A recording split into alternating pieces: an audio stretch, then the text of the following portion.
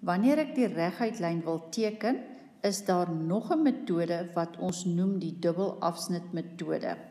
Die dubbelafsnitmetode is waar ek twee afsnitte het. Die een afsnit is die x-afsnit en die ander afsnit is die y-afsnit.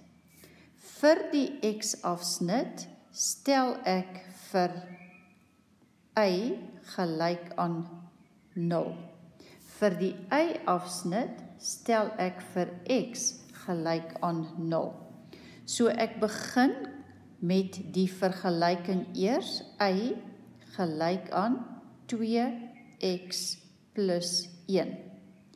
Nou gaan ek vir y gelyk aan 0 stel. So die y word 0 gelyk aan 2x plus 1. My x is egter aan die regterkant van die vergelyking teken, so ek draai die regterkant en die linkerkant om. En ek kry 2x plus 1 gelyk aan 0. Ek wil vir x oplos, so 2x is gelyk aan, ek gebruik die inverse bewerking van optelling om die 1 weg te kry en dit word min 1. So om vir x te kry, moet ek van die 2 ontsla raak en ek deel deur 2, so dis minus 1/2. Dis my x-afsnit. Om die y-afsnit te kry, begin ek weer met die vergelyking y gelyk aan 2x plus 1. Nou wil ek vir x gelyk aan 0 stel. So ek kry y gelyk aan 2 maal 0 plus 1.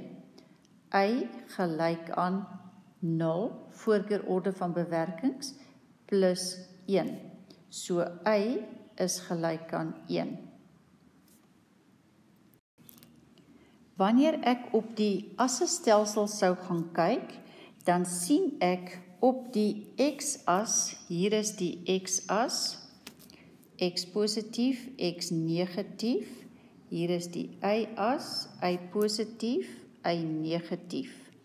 Hier is my oorsprong waar die koördinate 0, kommapunt 0 is.